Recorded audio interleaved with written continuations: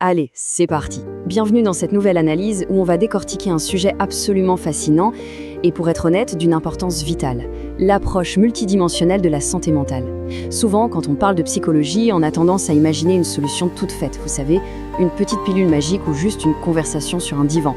Mais la réalité médicale est tellement plus riche que ça. C'est plutôt comme un immense puzzle où chaque pièce joue un rôle crucial pour retrouver son équilibre. Aujourd'hui, on va transformer ces concepts cliniques parfois un peu lourds en une feuille de route hyper claire. Voici le programme.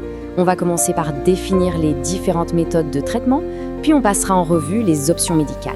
Mais on ne va pas s'enliser dans le jargon, promis. On mettra surtout l'accent sur les modes de vie sains, l'auto-assistance quotidienne et l'organisation de son temps pour vraiment reprendre le contrôle de son quotidien. Première partie, les méthodes de traitement. Posons tout de suite les bases de ce fameux plan de soins comprend la question centrale, non ?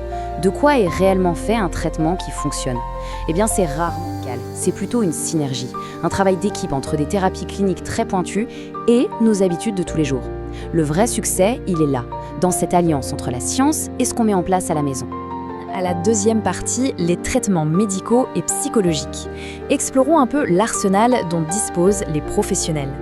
Ce tableau montre super bien comment la médecine moderne cible des choses sans forcément nous inonder de pharmacologie complexe. En fait, on a 4 grandes familles. D'abord, les antidépresseurs. Et contrairement aux idées reçues, ils ne rendent pas dépendants et on les utilise aussi pour l'anxiété ou les deuils profonds, pas juste pour la dépression. Ensuite, les anxiolytiques. Là, attention, il y a 2 écoles. Ceux à action longue et ceux à action rapide pour les crises de panique qui, eux, demandent une grande prudence car ils peuvent créer une dépendance.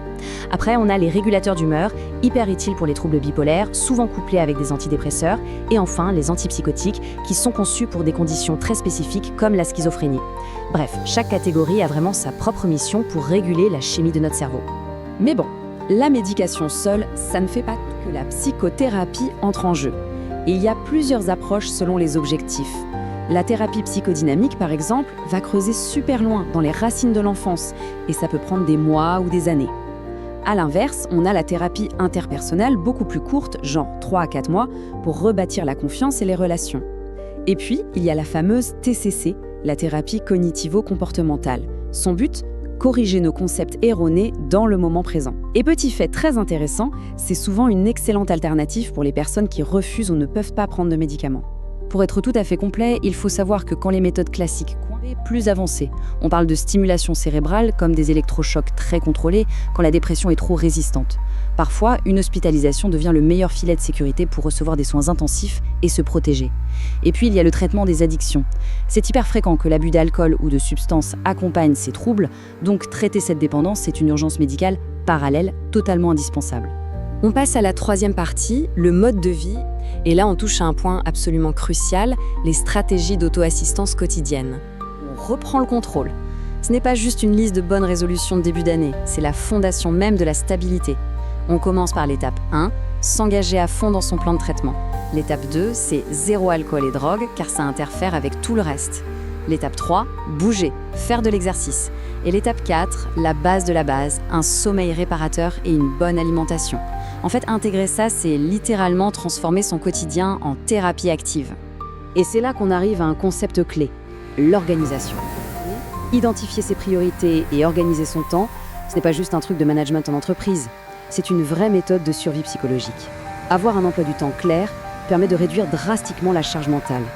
Et la règle d'or qui va avec, ne jamais, au grand jamais, prendre des décisions majeures pendant un pic de symptômes. La pensée est trop embrouillée à ce moment-là. On s'en tient à sa routine et on attend que la tempête se calme. Quatrième et dernière stratégie d'adaptation. Parce que oui, la santé mentale, c'est un marathon, pas un sprint, et il faut s'équiper pour tenir la distance. Ce qui est super intéressant sur cette diapositive, c'est de voir à quel point notre tissu social est un filet de fiable. La première défense, c'est l'éducation. Lire des bouquins, chercher des infos fiables et surtout les partager avec sa famille pour qu'elle comprenne ce qui se passe. Ensuite, il y a les groupes de soutien. Discuter avec des gens qui vivent exactement la même chose, ça brise complètement l'isolement. Et bien sûr, garder le contact avec ses amis et ses proches. Personne ne devrait avoir à traverser ça en solitaire. Pour conclure ce décryptage, on réalise que tout est une question d'équilibre. Les médecins et les médicaments pour stabiliser le cerveau, oui. Mais ce sont nos stratégies d'auto-assistance, notre gestion du temps, nos bonnes nuits de sommeil et nos proches qui transforment cet échafaudage en une maison solide. Alors, je vous laisse sur cette réflexion. Comment l'intégration de ces petites habitudes quotidiennes à l'aide clinique pourrait-elle complètement changer notre vision de la santé mentale à l'avenir ?